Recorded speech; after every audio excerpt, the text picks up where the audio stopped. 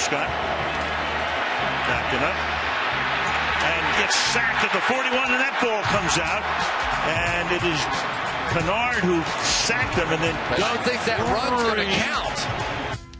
Welcome to What the Football, your one-bedroom efficiency for the biggest football fails of Week 14. You know, the types of plays that leave you feeling like the Browns mascot, the perfect metaphor for the Browns season. While he was tripping, the Colts mascot was big pimpin'. We start in Cleveland, where Robert Griffin III was back on the field for the first time since he injured his shoulder in Week 1. Unfortunately for the winless Browns, it didn't make any difference. Second quarter, Griffin attempts a flea flicker, but he was the only one tricked on this trick play. It's intercepted by George Iloka.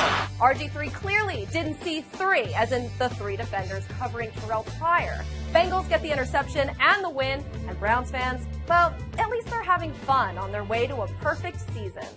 On to Detroit, where Matthew Stafford rushes into the end zone late for the game-winning score, but I think he was a little too excited. You just love the grit of Matthew Stafford. Matt, you were already in the end zone. Why did you lower the boom on your own tight end? And if you were going to spike the ball, probably should have actually spiked the ball. I mean, I guess that celebration was not as bad as this goalpost slam dunk that never actually happened. What, you saved in fines? You lost in pride. Next up, snowy Buffalo, where despite letting Le'Veon Bell rush for 238 yards, the most ever let up by a Bills team, and there have been some suspect Bills teams, Buffalo was in position to make a late comeback. Down 7 with 1:35 on the clock, Dan Carpenter tries the onside kick, and this happens. He shanked the onside kick. Yes, he did. It doesn't travel the required 10 yards. This was the worst kick since just, 5 weeks ago, when Steelers' Chris Boswell kicked his way onto this list. Listen, Dan, I'm on your side, just like that kick.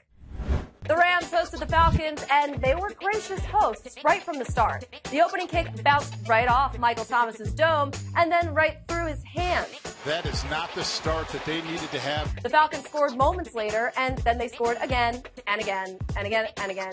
You get the point. All 42 of them. This is not the Hollywood ending the Rams scripted, though. Less It's a Wonderful Life and more The Nightmare Before Christmas. And finally, before Ryan Tannehill's Dolphins pulled off a last-second win in the pouring rain against the Cardinals with Matt Moore under center, and before Tannehill went down with what was feared to be a season-ending injury, this happened. Out of respect for Tannehill, there will be no further commentary about this pass, mainly because it kind of speaks for itself. Remember, this was thrown before he got injured. And this was when I spotted my dad at the game. Dad, you're a Dolphins fan? He's been painting his face like that ever since my first ballet recital. That's all for the show. See you next week.